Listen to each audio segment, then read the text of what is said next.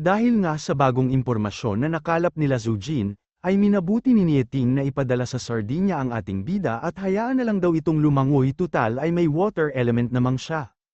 Natanggap nga ng ating bida ang bagong utos sa kanya na magtungo sa Sardinia, at dahil sa hindi pa siya dragnet ay wala siyang authorization na gamitin ang pera o pondo ng dragnet at snares upang magtungo ng Sardinia.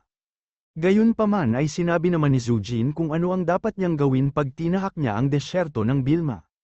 Dahil nga dito ay napapatanong ang ating bida kung bakit pinipilit siyang maging dragnet ni Nieting, pero kahit ano naman daw ang gawin niya ay hindi ito mangyayari, kahit pa kailangan niyang maglakad sa desyerto patungo sa kanyang bagong misyon, dahil hindi siya sisuko at magpapatalo kay Nieting. Samantala makikita naman ang sasakyan ng patrol na ito, kung saan ay napapatanong ang lalaking may dilaw na buhok kung bakit kailangan nilang magpatrol kahit napakainit, hanggang sa makita nilang may nakatayo na lalaki sa gitna ng kalsada at may suot na uniform na katulad ng sa kanila. At dahil nga sa puno ito ng buhangin sa katawan at kasuutan niya ay napapatanong sila kung hindi naman siguro siya galing sa gitna ng desyerto, pero mas mainam nga daw kung titignan na lang nila ito. Habang ang ating bida naman ay nagsisisi dahil pangit na strategy daw ang pagtahak sa Bilma Desert at mas mainam pa kung umpisa pa lang ay sa dagat na siya dumaan. Pagbaba naman ng mga patrolman ay tinatanong ang ating bida kung isa ba siyang spy o traidor, kaya tinanong nito kung may pagkakaiba ba sa mga sinabi niya o kanyang katanungan. Dahilan upang magalit sila at agad na tinutok ang baril nila sa ating bida. Hinagis naman ng ating bida ang kanyang sombrero habang iniisip kung sino daw ba kaya sila sa tingin nila, at kung bakit tila nais nilang ma-interrogate ang ating bida na naglalakad at napadaan lang naman sa lugar kung saan sila nagpatrol.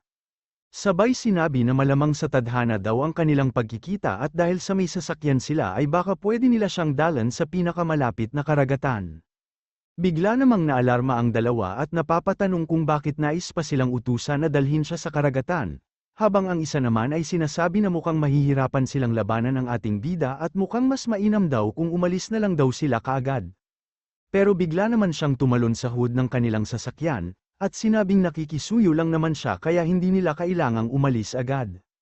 Pero bigla siyang pinaputukan at sinabing bumaba sa kanilang sasakyan, gayunpaman ay madali lang naman na iniiwasan nito ang bala ng kanilang mga baril at inilabas ang kanyang sibat sabay inatake ang dalawa.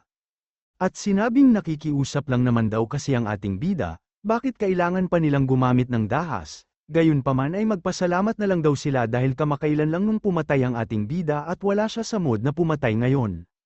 Pero hindi nga daw ibig sabihin nito na pwede na silang umalis, dahil sumama ang loob niya matapos siyang atakihin at kailangan niya ng compensation, kaya naman sinabi ng dalawa na pwede nilang ihatid ang ating bida kahit saang lugar pa nito naisin basta wag lang silang patayin. Ilang sandali pa nga ay tinatanong na ng lalaking ito kung saan nais magtungo ng ating bida, na sinabi namang dalhin siya sa kanlurang bahagi ng karagatan at wag na nilang subukan na dalhin siya sa ibang lugar, dahil alam na nila ang mangyayari pag ginawa nila ito. Nag-text naman ang ating bida at sinabing malapit na siya sa Mediterranean, baka pwede na nilang ibigay ang impormasyon patungkol sa mga makakasama niyang grupo. Matapos nang ipadala sa kanya ang file ay sinubukan itong buksan ng ating bida pero may prompt message ito, kung saan ay confidential ang laman ng file at tanging dragnet lang ang makakapagbukas. May yes button na din ito sa baba at pag pinindot ito ng ating bida ay ibig sabihin tinanggap na niya ang 9th dragnet na posisyon. Dahilan upang mapaisip ito sa kung paano niya makikilala ang mga makakasama niyang grupo kung hindi naman niya alam ang mga itsura nila. Kaya muli siyang nag-text kay Yutang at sinabing hindi ganito ang usapan nila pag tumanggap siya ng misyon sa abroad. Nag-reply naman ang tinext niya at sinabing hindi siya si Yutang, at muli nga siyang nakatanggap ng mensahe at sinabing agad niyang makikilala ang mga makakasama niya sa grupo pag nakita niya ang mga ito. Malamang nga daw na mga kakilala na niya ang makakasama niya sa misyon. Pero bakit daw kaya nagbago ang contact person o nagpapadala ng mga detalye sa kanya patungkol sa misyon, at tinext na niya ito kung saan ay tinanong niya ang sukat ng ari-arian nito, sabay sabing mauuna nang magsabi ang ating bida dahil XXL nga daw ang kanya. Dahilan upang mahiya si Mingyo at takpan ang kanyang mga mata matapos sabihin na kung pwede ay tigilan na nila ang patungkol sa sukat-sukat na yan, sabay tanong kung paano nalaman ng ating bida na siya ang nagpapadala ng impormasyon sa bago niyang misyon. Titigil lang naman daw ang ating bida sa pagtatanong ng sukat ng ari-arian niya kung sasabihin ni Mingyo ang mga detalye patungkol sa misyon niya sa Sardinia, At sinabi nga ni Mingyo na patungkol ito sa pagprotekte kay Coral at ganap na tapusin ang pakikipag-usap patungkol sa alyansahan ng Dragnet at Immortals.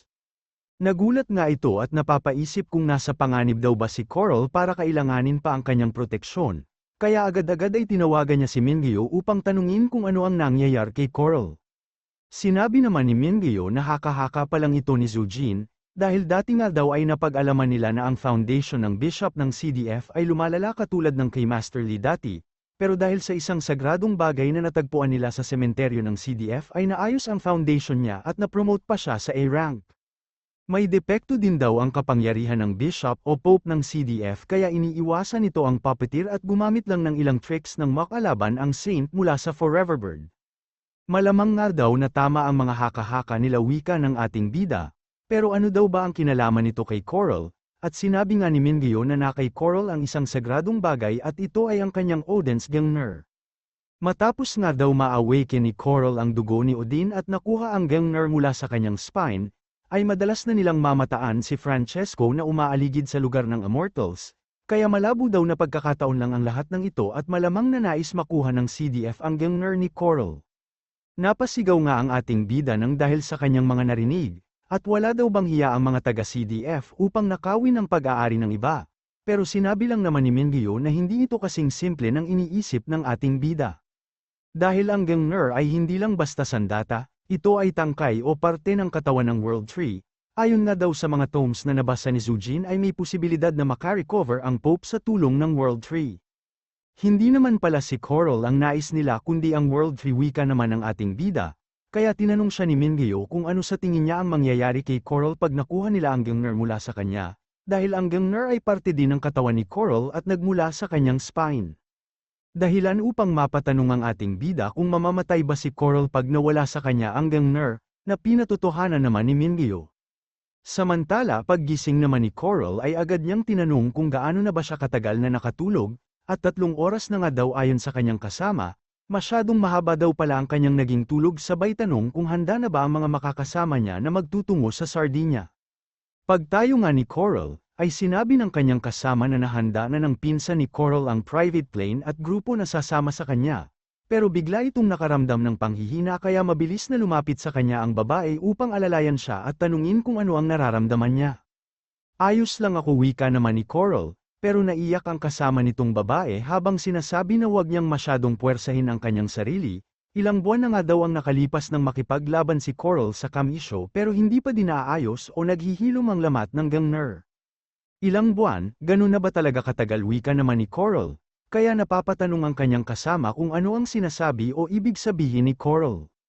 Pero hindi niya sinagot ang tanong ng kanyang kasama at inutusan nito na magtungo sa kanyang pinsan, sabay sabing susunod na lang siya makalipas lang ang ilang minuto. Pag-alis nga ng kanyang kasama ay iniisip ni Coral, na bilang leader ng Immortal ay hindi dapat na kung ano-anong bagay ang mga iniisip niya, pero masyado na nga daw niyang namimiss si Lu Shu, at iniisip kung bakit hanggang ngayon ay hindi pa siya tinatawagan ng ating bida, kasama naman daw sana sa pinadala niyang package ang contact info niya. 3 buwan na nga daw ang nakakalipas mula nang matanggap ng ating bida ang package. Pero hindi daw kaya pinansin ni Shu ang kanyang number, sabay biglang ngumiti at sinabing malamang sa abala lang si Shu sa kanyang mga misyon. Malamang nga daw na yun ang dahilan kaya hindi pa din siya tinatawagan ng ating bida, pero ang kinakatakot nga daw ni Coral ay malamang sa hindi na ganun kahaba ang oras niya o hindi na tumagal ang kanyang buhay.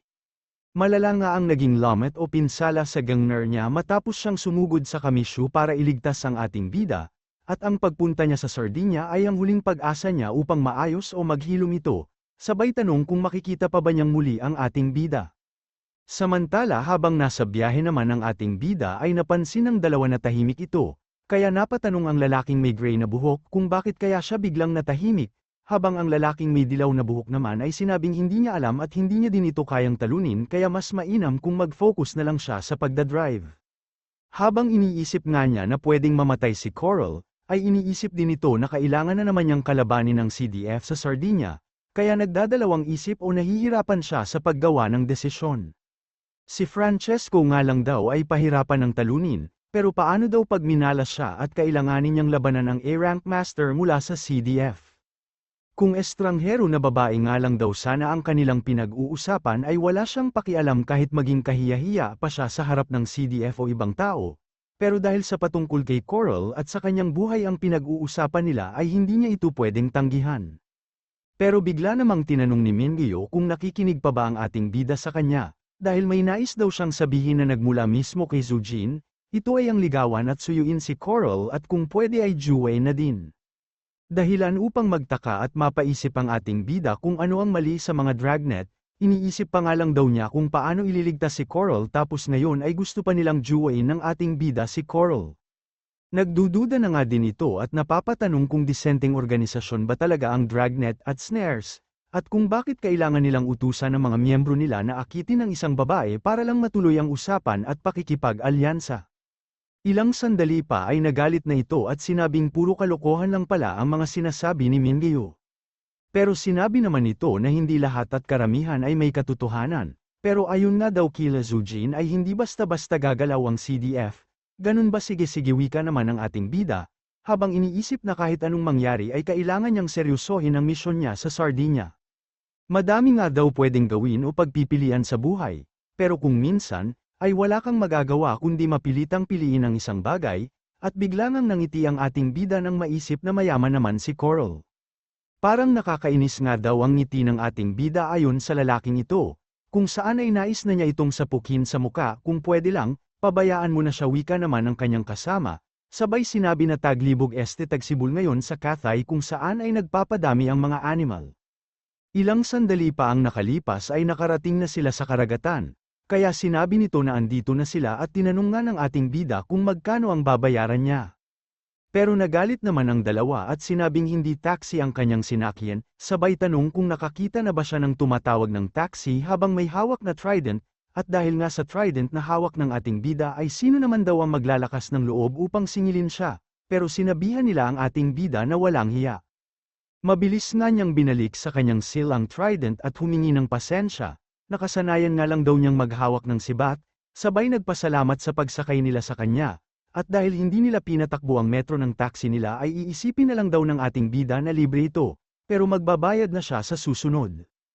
Kaya muli namang nagalit ang dalawa at sinabing hindi na nila nais makita ang ating bida kaya wala nang susunod, sabay umalis ng mabilis at nagbayad ng negative points kay Shu, kaya sinabi nitong kahanga-hanga silang nilalang.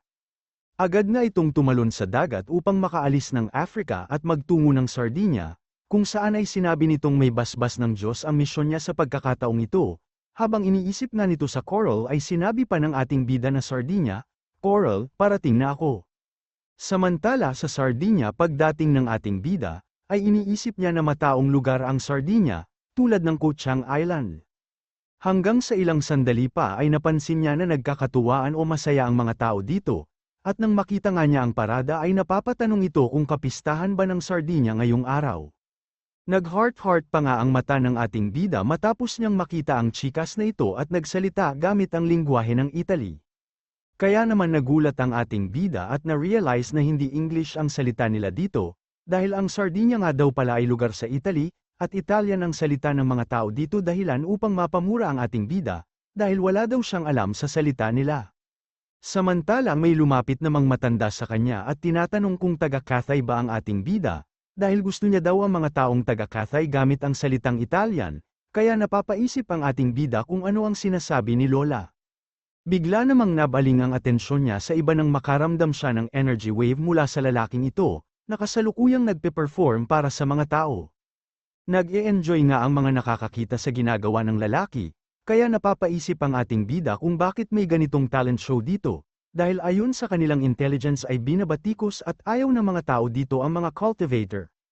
Dahilan upang muli siyang mapaisip kung bakit tila wala namang isyu sa mga pangkaraniwang tao at cultivator sa lugar na ito. Pero matapos niyang makita ang sigawan at heart-heart sa mga mata ng dalaga, ay gets na daw ng ating bida, mas napapansin nga daw nila ang kagwapuhan ng lalaki kaysa sa ginagawa niya. Bigla namang may humawak sa balikat nito, at ito nga ay ang matanda na kumakausap sa kanya.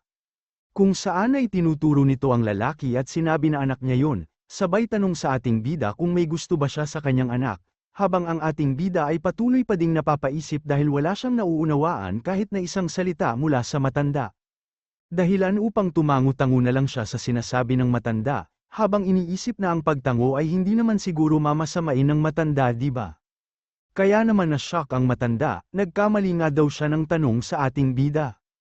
At hindi naman niya sinasadya na tanungin ito kung gusto ba niya ang kanyang anak o hindi, pero dahil sa tumango daw ang ating bida ay ibig sabihin nito na isa sa kanila ay bakla, pero hindi daw pwedeng ang anak niya ang bakla dahil diretso at tumatayo umano ang ano nito sa babae. Nagbigay nga ng negative points ang matanda sa ating bida, kaya malamang daw sa nagkamali o mali ang ginawa niyang pagtango, kaya iniisip nito kung maniniwala ba ang matanda pag nakapag-explain siya. Masyado nga daw talagang hadlang ang lingwahe sa kanila kaya nananalangin na ito na sana ay may makatulong o tumulong sa kanya, nang bigla naman niyang natanggap ang mensahe ni Mingyu kung saan ay sinabi nito na makakarating ang mga kasama niya sa loob ng isang linggo sakay ang marangyang cruise o luxury cruise. Halos manigas na nga lang ito sa kanyang pwesto habang iniisip na nagpakahirap siyang tawirin ang desyerto at dagat, pero ang mga makakasama niya ay isang linggo pa bago makarating, at kasalukuyang na nag-e-enjoy sa isang luxury cruise, hindi nga daw ito patas. Pero muli nakaramdam ito ng energy wave, at ayon sa ating bida ay mula ito sa isang B-rank, kaya iniisip nito na madaming cultivator o masters na nagtatago sa islang ito. Nagulat nga siya nang malamang ang energy wave ay nagmumula mismo kay Francesco, pero mas nagulat ito nang pakiramdaman niyang muli ang paligid, dahil sa nagkalat daw pala ang cultivator dito. Agad na siyang nagpadala ng mensahe kay Mingyan upang alamin ang dahilan kung bakit bigla siyang pinadala sa Sardinia imbis na sa Egypt. Tinatanong nga din niya si Mingyu kung bakit sobrang dami ng cultivator sa lugar na ito. Muling nagulat ito nang makita niya si Francesco na kasalukuyang patungo sa direksyon niya. Iniisip nga nito kung nakatingin ba sa kanya si Francesco o kung nakilala daw ba siya ni Francesco, pero mukhang malabo naman daw siguro dahil lagi siyang gumagamit ng muka ng iba gamit ang maskara. Pero assuming lang pala ang ating bida, dahil ang lalaki pala sa likod niya ang pinuntahan ni Francesco upang kausapin, gayunpaman ay napabuntong hininga na lang ito sa tuwa dahil hindi pala siya ang tinitignan. Sinabi naman ni Mingyu na 2 linggo na ang nakakalipas, nang ang isang patrician ay nag-announce na ipa-auction ang specimen ng World Tree sa Sardinia, at nais nga daw ng patrician ang awakening fruits na babagay sa miyembro ng kanyang pamilya. Napapatanong naman ang ating bida kung sigurado daw ba sila na magpapa-auction nga ito ng specimen ng World Tree, sa ngayon nga daw ay pinakamahal na awakening fruit ang lightning type gayunpaman ay hindi naman ito kasing halaga ng sanga ng World Tree. Sinabi lang naman ni Mingyu na walang nakakaalam kung totoo bang sanga ng World Tree ang hawak ng patrician, isa pa ay 37 cm lang ang sanga na meron siya, pero nais niya ng 23 na awakening fruit para sa 23 niyang anak. Dahilan naman upang biglaang mag-imagine ang ating bida at isipin na dahil sa family planning na batas sa kanilang bansa, ay hindi niya alam na pwede palang magkaroon ng ganun kadaming anak. Pero kung 23 na prutas nga daw ang nais ng patrician, ay malamang sa mga malalaking organisasyon lang ang may kapabilidad upang palitan ito, pero bakit daw kaya napakadaming individual cultivator ngayon sa Sardinia? At sinabi nga ni Mingyu na pwede daw ibenta ng patrician ang sanga at pagpira-pirasuhin kung kailangan, dahilan upang mapaisip ang ating bida kung sanga ba talaga ng World Tree ang binibenta ng patrician o ginseng. Bigla namang napukaw ang atensyon ng ating bida matapos niyang masulyapan ang isang babae, at sinabing siya na yun, ito nga ay si Coral na naging Carol naman na ata ang pangalan. Pagdating nga nila Coral o Carol sa Sardinia, ay sinabi ni Francesco na sa wakas andito na sila at tapos na ang matagal na paghihintay, sabay sinabi sa kanyang mga kasama na sundan nila ang Immortals. Dahilan naman upang mainis ang ating bida, dahil sinusundan daw nila Francesco sila Carol na parang aso at inaamoy-amoy ang karne ni Carol. Iniisip nga nito kung ano ang nais ng CDF mula kila Carol, at mas mainam kung susunod na lang din siya upang malaman at alamin ang iba pang sitwasyon dito, bago dumating ang kanyang mga kasama. Habang naglalakad nga sila Carol ay patuloy din namang nakasunod ang mga miyembro ng CDF, habang ang ating bida ay palihim namang nakasunod sa kanila, dahilan upang mapansin ito ni Carol at sabihing may tao doon. Pero nang tignan niya itong muli ay napapaisip ito kung nagkamali lang ba siya ng nakita, pero naramdaman nga daw niya ang isang kakilala kani-kanina lang, at sigurado din daw siya na mula talaga sa direksyon na yun yung naramdaman niya. Agad naman siyang nilapitan ng kanyang pinsan upang tanungin kung anong problema, at sinabi nga ni Carol na parang nakita niya ang isang kakilala, dahilan naman upang tanungin siya ng kanyang pinsan kung iniisip ba niya si Lucio. Sinabi nga din nito na si Carol ang leader ng Immortal, kaya wala siyang karapatan upang pakialaman ang buhay ni Carol, pero bilang pamilya nga daw ay hindi niya maiwasang magalit sa ating bida.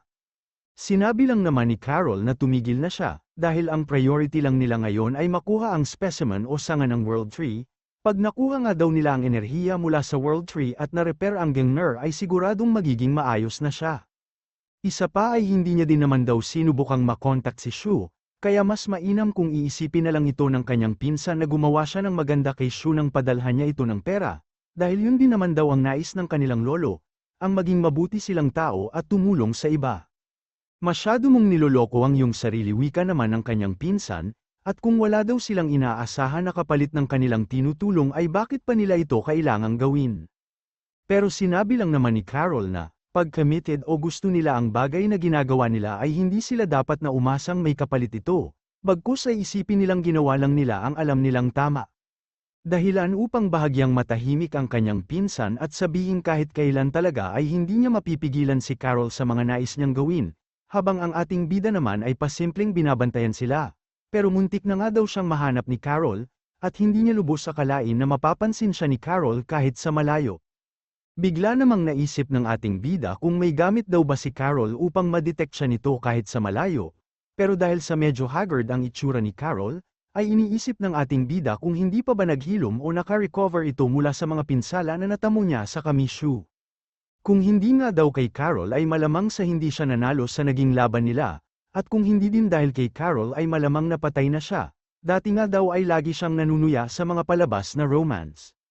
Dahil sa hindi siya naniniwala na may mga ganun kadramang kwento patungkol sa mga magjuwa, pero matapos siyang maging cultivator at makilala si Carol, ay na-realize niya na bukod kay Xiaoyu, mayroon pang isang espesyal na tao sa kanya. Tila nga daw laging naghihintay si Carol sa kanya, at parang tinadhana sila pero masyado daw mabilis nahulog o nagkagusto sa kanya si Carol. At dahil sa sobrang bilis nagkagusto sa kanya si Carol ay hindi siya sigurado kung tunay ba ang pagmamahal nito sa kanya o hindi, dahil wala pa nga daw karanasan sa pakikipagrelasyon ng ating bida, ay hahayaan na lang niya ang kapalaran na magsabi o gumawa ng paraan kung para talaga sila sa isa't isa. Sabay sinabi na kahit ano pa ang dahilan ay prinotektahan siya ni Carol, kaya si Carol ang kanyang tagapagligtas, at gagawin din niya ang lahat upang protektahan siya, kahit sino pa ang makalaban niya. Sinabi naman ng kasama ni Francesco na ang lugar na ito ang tinutuluyan ng Immortals, sabay tanong kung ano na ang susunod nilang gagawin. Kailangan nga daw nilang hintayin pa ang iba nilang kasama at huwag hayaan na maalerto sa kanila ang Immortals, sabay inutusan ng kanyang kasama na humanap ng hotel sa malapit upang ma-monitor nila ang bawat galaw nila Carol. Iniisip naman ng ating bida na tama si Mingyo at maingat nga daw ang CDF, kaya naman may sapat pa siyang oras upang alamin kung ano ang layunin o nais nilang gawin. Nagtungo nga ito sa isang hostel upang maghanap ng matutuluyan at makakain na din, iniisip nga din ito na ang ika-4 na palapag ng hotel na ito ay katapat mismo ng kwarto ni Carol kaya magkakaroon siya ng magandang view. Pagpasok nga niya ay agad niyang tinanong kung may bakanteng kwarto pa ba. At mabilis namang sumagot ang lalaki o babaeng ito kung saan ay sinabing meron pa at tutulungang makapag-check-in ang ating bida. Habang ang ating bida naman ay iniisip kung siya ba yung nakita niyang water element user kanina, hindi nga daw niya akalain na muli niya itong makikita. Pagpasok naman ng ating bida ay nahulog at nabasag ang isang baso, at may nagtatanong sa kung bakit siya nandito, at ito nga ay ang matanda kanina at sinasabing malamang sa sinundan ng ating bida ang kanyang anak.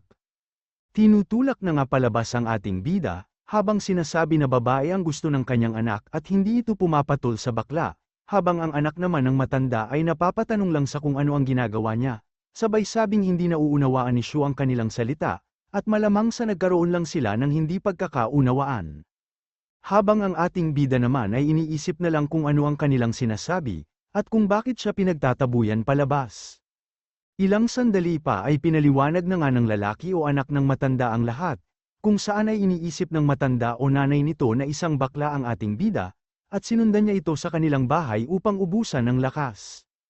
Tahimik nga lang ang matanda matapos malaman na hindi sila nagkakaunawaan, o hindi maintindihan ni Shu ang wika nila, habang ang kanyang anak naman ay humihingi ng patawad sa ating bida, na iniisip lang naman ng walang magandang nangyari o pangyayari sa kanya ngayong araw, bukod sa nakita niya si Carol.